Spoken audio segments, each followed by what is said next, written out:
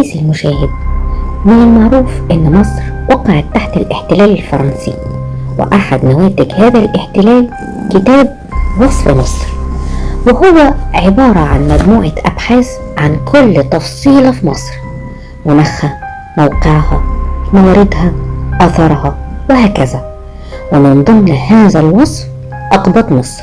جيلبرت دي شابرل في الأول حدد الديانة الموجودة في مصر: مسلمين، أقباط، أروام، الأرمن، المارونيون، وقسم كل ديانة على عجالة، ولكنه اهتم بالديانة القبطية واعتبرها من الطوائف المثيرة للاهتمام، وده نظرا لرأيه إن هم بيعتبروا نفسهم أحفاد المصريين القدماء. هو برهن كلامه عشان لغتهم وكمان ملامحهم الشديدة القرب من ملامح الإفريقيين، وإن هم قدروا يحافظوا على نقاء جنسهم من الإغريق. الإسكندر الأكبر لما احتل مصر، الإغريق استقروا فيها، وبكده في جنسيتين متميزتين: مصريين وإغريق. ومن هنا المصريين اتعرفوا باسم الأقباط، وشكلوا طائفة منعزلة بالرغم من غزوات الروم والعرب والعثمانيين. جيلبرت اتكلم عن الأيام الأولى للمسيحية، إن بطرس أرسل رسول للمصريين وهو القديس مرقس عشان يبشرهم بالإنجيل، ونظرا لحماسته وفصاحة لسانه بقى عنده جمهور من الأتباع. وبعد كده تم تأسيس الكنيسة الإسكندرية واللي ذاع صوتها في الشرق. اتكلم عن المنشآت الدينية بالغة الروعة المملوكة للأقباط، وكمان الكنائس والأديرة الخربة. مصر العليا كانت تحتوي على كنائس رائعة، رغم ان عدد الأكبر للأقباط كان في الصعيد، وان الصعيد بداية مهدهم. ولكن للأسف تقلب عليهم الحال زي باقي المصريين، وعانوا من الأزمات السياسية، وفقد دينهم جزء من سطوته اللي ممتدة من سطوة أباطرة الرومان. ولكن ظلت أديرتهم كما هي، من بينها 5 أديرة خاصة بالنساء، 2 في القاهرة، و2 في مصر القديمة، وواحد تاني في منفلوط. دير منفلوط له حالة خاصة، حيث انه منقسم لقسمين: واحد للرجال والتاني للسيدات، مفصول بسور واحد من غير اي اتصال. واتكلم جيلبرت عن دورهم الضئيل في مصر، ولكن بيتمتعوا بالمهارة، وان هي دي مصدر حياتهم. الأقباط في الوقت ده على حسب كلامهم احتفظوا بجزء من العمل الإداري المتمثل في سجلات الضرائب والدخول والملكيات، وبيقوموا على تقسيم التركات العقارية، وإن هم كتبة مصر الحقيقيون ومسحوها، والعامة بيمتهنوا في فنون الصناعة. طيب الأديرة دي بتصرف منين؟ بيقول جيلبرت عن طريق الهبات والدخل المتواضع الناتج عن ملكية للدير، وده غير جمع التبرعات للفقراء منهم، واللي بيقوم بالجمع التبرعات دي البطريرك سليل العائلات الكبيرة. أما الرهبان فهم بسطاء في ملابسهم وطعامهم، والرزق الممنوح لهم لا يكفي ويسبب حرمان شديد، وعشان كده هم بياكلوا وجبة واحدة بس في اليوم، بس بتحتوي على الخضروات والقليل من السمك. أما اللحم غير مسموح غير في الأعياد. أما الملبس هو رداء كتاني طويل، وكذلك للراهبات. التفاصيل الصغيرة دي ساعدت على ترابط مجتمعهم ضد الطغيان والاستبداد.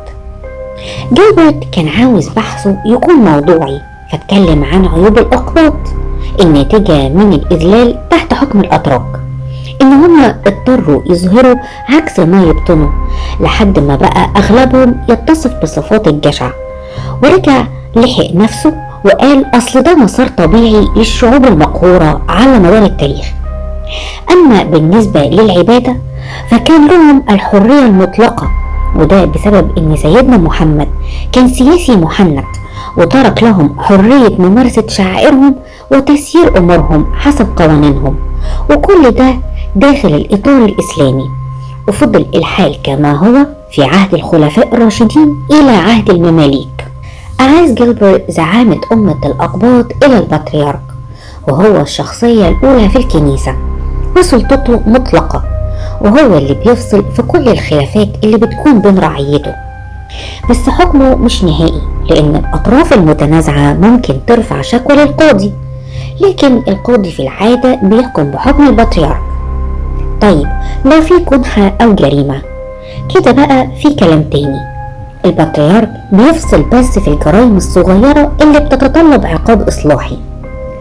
طب حسب كلام جيلبرت، لو في قبطي سرق من مسلم، المسلم بيرفع شكواه للبطريرك، ولو كان السارق مسلم فالقبطي بيرفع شكواه للقاضي أو حاكم المدينة، والقبطي المسروق بيقدر حقوقه قدام محاكم المدينة.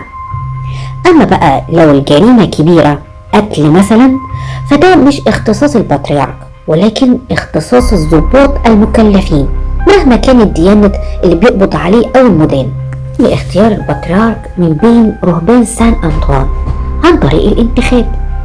الجمعية العمومية بتتكون من 40 ل 50 شخص، هم دول اللي هينتخبوا، واللي هيحصل على عدد أكبر من الأصوات يبقى هو ده البطريرك.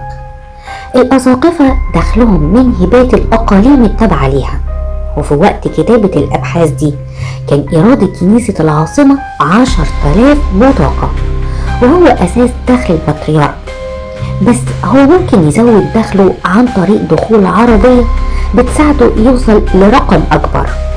طيب فين مقر البطريرك؟ في الإسكندرية، ولكنه بيعيش في القاهرة عشان يبقى قريب من رعاياه ويراعي مصالحهم ويدافع عن حقوقهم.